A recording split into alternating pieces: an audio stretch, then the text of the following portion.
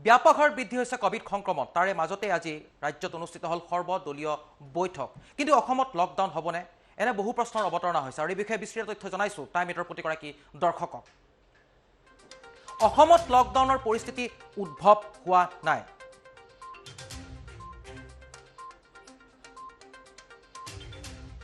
কোভিডক প্ৰতিহত কৰিবলৈ সকলোৱে সহায় সহযোগ কৰক অৰ্থাৎ ৰাজ্যলৈ সহায় সহযোগ আহ্বান কৰিছে আৰু লকডাউনক লৈ মন্তব্য কৰিছে মুখ্যমন্ত্ৰী সৰ্বানন্দ সোণোৱালে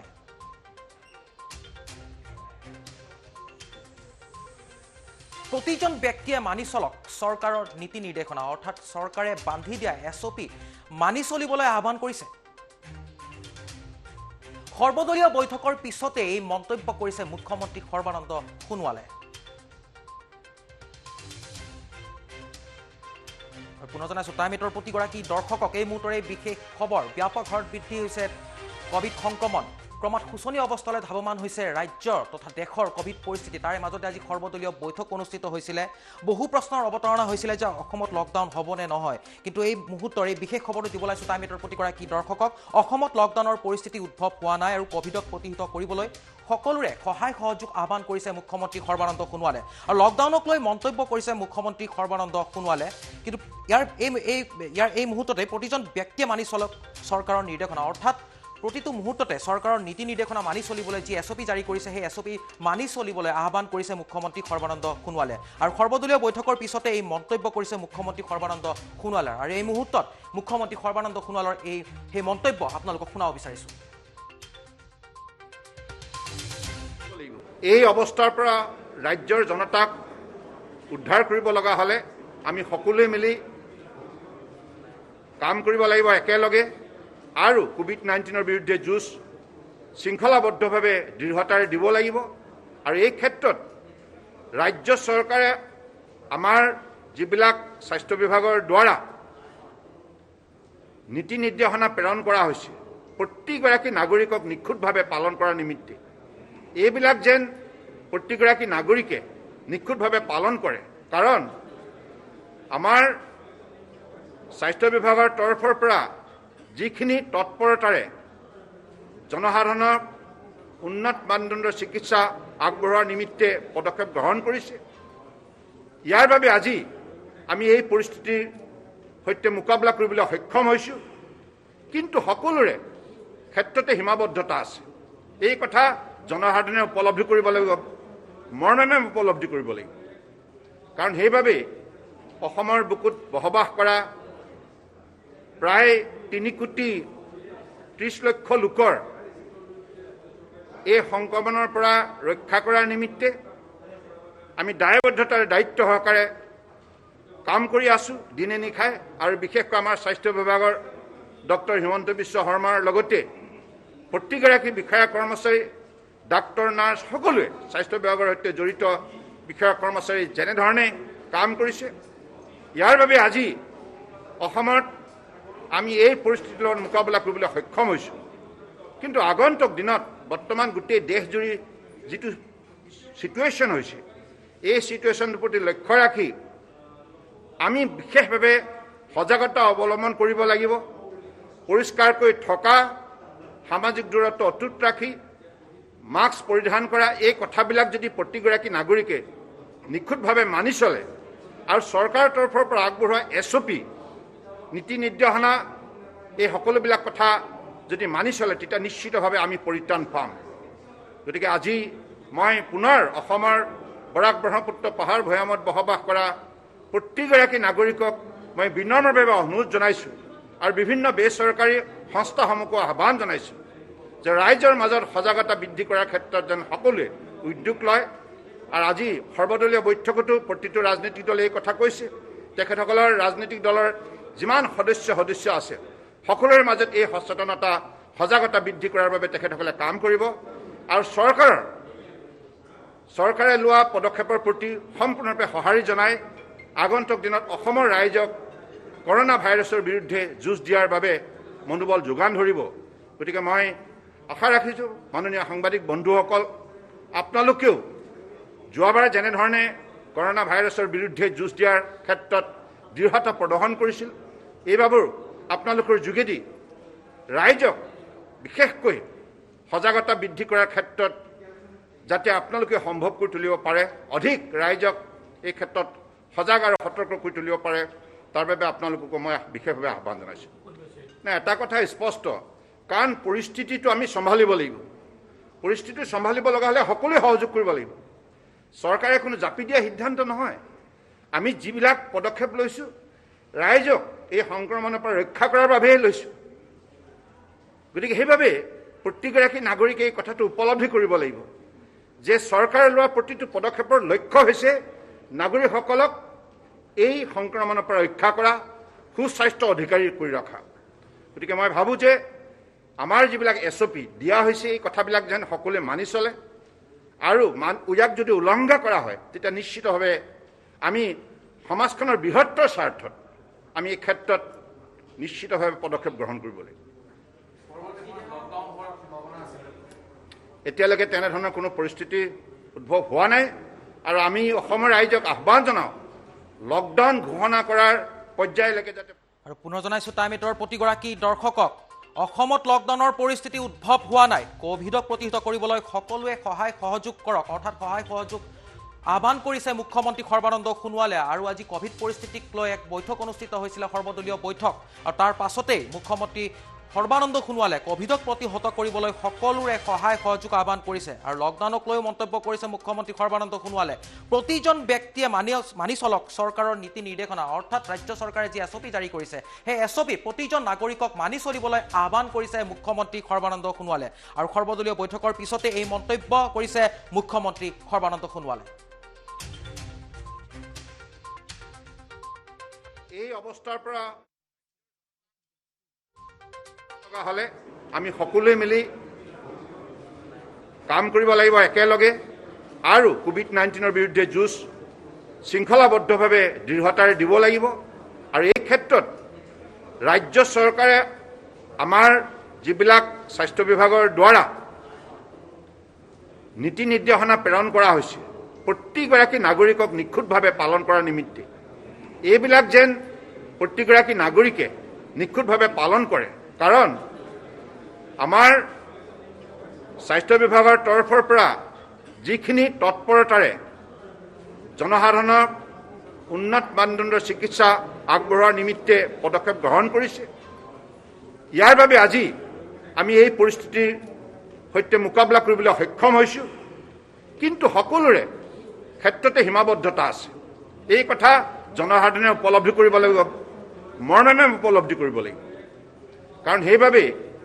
অসমৰ বুকুত বসবাস কৰা প্ৰায় 3,30,30,00,000 লোকৰ এই সংক্ৰমণৰ পৰা ৰক্ষা কৰাৰ নিমিত্তে আমি দায়বদ্ধতাৰে দায়িত্ব সহকাৰে কাম কৰি আছোঁ দিনে নিশাই। আৰু বিশেষকৈ আমাৰ স্বাস্থ্য বিভাগৰ ডক্টৰ হিমন্ত বিশ্ব শৰ্মাৰ লগতে প্ৰতিগৰাকী বিষয়া কৰ্মচাৰী, ডাক্তৰ, নাৰ্ছ সকলোৱে স্বাস্থ্য বিভাগৰ সৈতে জড়িত বিষয়া কৰ্মচাৰী যেনেধৰণে কাম কৰিছে, ইয়াৰ বাবে আজি অসমত আমি এই পৰিস্থিতিৰ লগত মোকাবিলা কৰিবলৈ সক্ষম হৈছোঁ। কিন্তু আগন্তুক দিনত বৰ্তমান গোটেই দেশজুৰি যিটো চিটুৱেশ্যন হৈছে, এই চিটুৱেশ্যনটোৰ প্ৰতি লক্ষ্য ৰাখি আমি বিশেষভাৱে সজাগতা অৱলম্বন কৰিব লাগিব। পৰিষ্কাৰকৈ থকা, সামাজিক দূৰত্ব অটুট ৰাখি মাস্ক পৰিধান কৰা, এই কথাবিলাক যদি প্ৰতিগৰাকী নাগৰিকে নিখুঁতভাৱে মানি চলে আৰু চৰকাৰৰ তৰফৰ পৰা আগবঢ়োৱা SOP নীতি নিৰ্দেশনা এই সকলোবিলাক কথা যদি মানি চলে তেতিয়া নিশ্চিতভাৱে আমি পৰিত্ৰাণ পাম। গতিকে আজি মই পুনৰ অসমৰ বৰাক ব্ৰহ্মপুত্ৰ পাহাৰ ভৈয়ামত বসবাস কৰা প্ৰতিগৰাকী নাগৰিকক মই বিনম্ৰভাৱে অনুৰোধ জনাইছোঁ, আৰু বিভিন্ন বেচৰকাৰী সংস্থাসমূহকো আহ্বান জনাইছোঁ যে ৰাইজৰ মাজত সজাগতা বৃদ্ধি কৰাৰ ক্ষেত্ৰত যেন সকলোৱে উদ্যোগ লয়। আৰু আজি সৰ্বদলীয় বৈঠকতো প্ৰতিটো ৰাজনৈতিক দলে এই কথা কৈছে, তেখেতসকলৰ ৰাজনৈতিক দলৰ যিমান সদস্য আছে সকলোৰে মাজত এই সচেতনতা, সজাগতা বৃদ্ধি কৰাৰ বাবে তেখেতসকলে কাম কৰিব। আৰু চৰকাৰে লোৱা পদক্ষেপৰ প্ৰতি সম্পূৰ্ণৰূপে সঁহাৰি জনাই আগন্তুক দিনত অসমৰ ৰাইজক কৰোনা ভাইৰাছৰ বিৰুদ্ধে যুঁজ দিয়াৰ বাবে মনোবল যোগান ধৰিব। গতিকে মই আশা ৰাখিছোঁ মাননীয় সাংবাদিক বন্ধুসকল, আপোনালোকেও যোৱাবাৰ যেনেধৰণে কৰোনা ভাইৰাছৰ বিৰুদ্ধে যুঁজ দিয়াৰ ক্ষেত্ৰত দৃঢ়তা প্ৰদৰ্শন কৰিছিল, এইবাৰো আপোনালোকৰ যোগেদি ৰাইজক বিশেষকৈ সজাগতা বৃদ্ধি কৰাৰ ক্ষেত্ৰত যাতে আপোনালোকে সম্ভৱ কৰি তুলিব পাৰে, অধিক ৰাইজক এই ক্ষেত্ৰত সজাগ আৰু সতৰ্ক কৰি তুলিব পাৰে, তাৰ বাবে আপোনালোককো মই বিশেষভাৱে আহ্বান জনাইছোঁ। এটা কথা স্পষ্ট, কাৰণ পৰিস্থিতিটো আমি চম্ভালিব লাগিব। পৰিস্থিতি চম্ভালিব লগা হ'লে সকলোৱে সহযোগ কৰিব লাগিব। চৰকাৰে কোনো জাপি দিয়া সিদ্ধান্ত নহয়। আমি যিবিলাক পদক্ষেপ লৈছোঁ, ৰাইজক এই সংক্ৰমণৰ পৰা ৰক্ষা কৰাৰ বাবেই লৈছোঁ। গতিকে সেইবাবে প্ৰত্যেকগৰাকী নাগৰিকে এই কথাটো উপলব্ধি কৰিব লাগিব যে চৰকাৰে লোৱা প্ৰতিটো পদক্ষেপৰ লক্ষ্য হৈছে নাগৰিকসকলক এই সংক্ৰমণৰ পৰা ৰক্ষা কৰা, সুস্বাস্থ্য অধিকাৰী কৰি ৰখা। গতিকে মই ভাবোঁ যে আমাৰ যিবিলাক SOP দিয়া হৈছে, এই কথাবিলাক যেন সকলোৱে মানি চলে, আৰু ইয়াক যদি উলংঘা কৰা হয় তেতিয়া নিশ্চিতভাৱে আমি সমাজখনৰ বৃহত্তৰ স্বাৰ্থত আমি এই ক্ষেত্ৰত নিশ্চিতভাৱে পদক্ষেপ গ্ৰহণ কৰিব লাগিব। এতিয়ালৈকে তেনেধৰণৰ কোনো পৰিস্থিতি উদ্ভৱ হোৱা নাই, আৰু আমি অসমৰ ৰাইজক আহ্বান জনাওঁ লকডাউন ঘোষণা কৰাৰ পৰ্যায়লৈকে যাতে পৰিস্থিতিৰ সৃষ্টি নকৰে। এই অৱস্থাৰ পৰা ৰাজ্যৰ জনতাক উদ্ধাৰ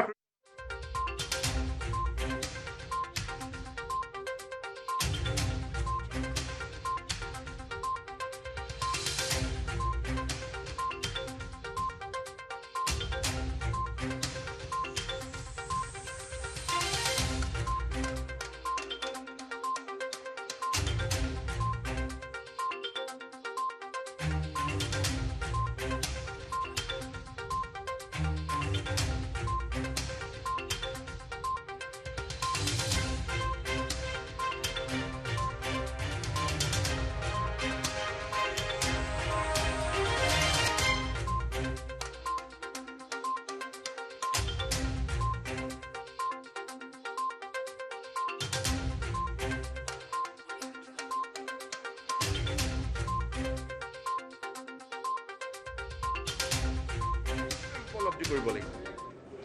এই অৱস্থাৰ পৰা ৰাজ্যৰ জনতাক উদ্ধাৰ কৰিব লগা হ'লে আমি সকলোৱে মিলি কাম কৰিব লাগিব একেলগে,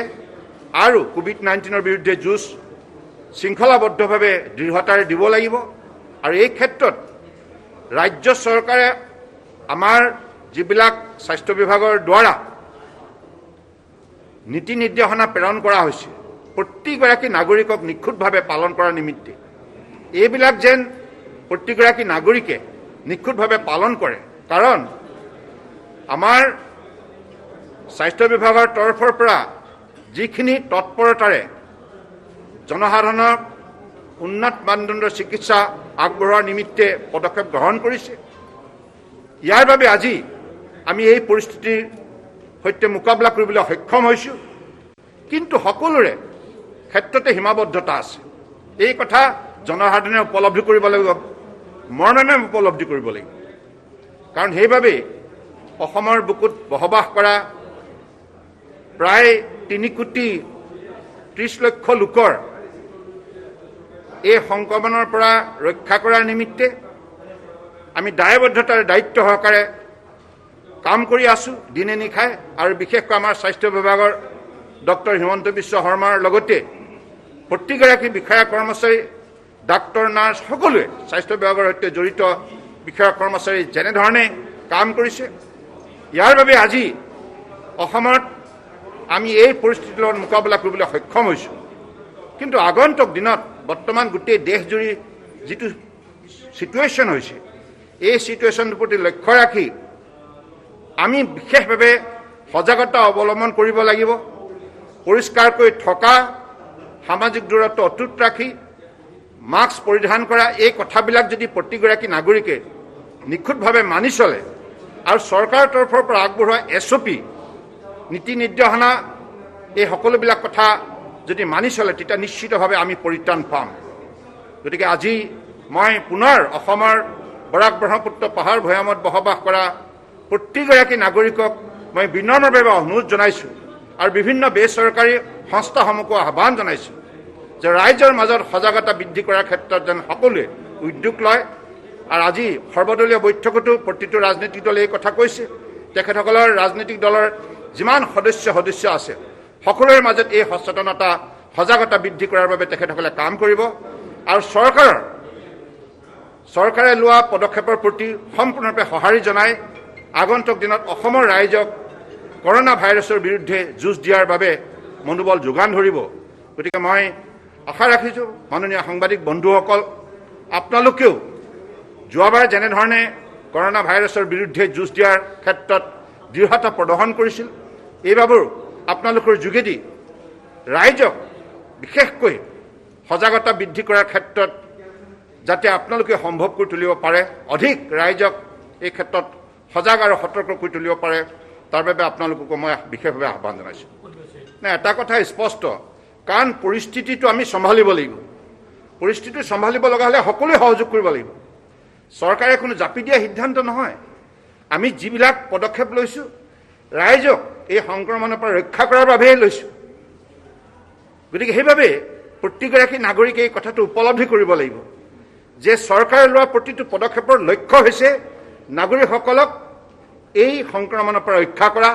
সুস্বাস্থ্য অধিকাৰী কৰি ৰখা গতিকে মই ভাবোঁ যে আমাৰ যিবিলাক SOP দিয়া হৈছে এই কথাবিলাক যেন সকলোৱে মানি চলে আৰু ইয়াক যদি উলংঘা কৰা হয় তেতিয়া নিশ্চিতভাৱে আমি সমাজখনৰ বৃহত্তৰ স্বাৰ্থত আমি এই ক্ষেত্ৰত নিশ্চিতভাৱে পদক্ষেপ গ্ৰহণ কৰিব লাগিব এতিয়ালৈকে তেনেধৰণৰ কোনো পৰিস্থিতি উদ্ভৱ হোৱা নাই আৰু আমি অসমৰ ৰাইজক আহ্বান জনাওঁ লকডাউন ঘোষণা কৰাৰ পৰ্যায়লৈকে যাতে পৰিস্থিতিৰ সৃষ্টি নকৰে এই অৱস্থাৰ পৰা ৰাজ্যৰ জনতাক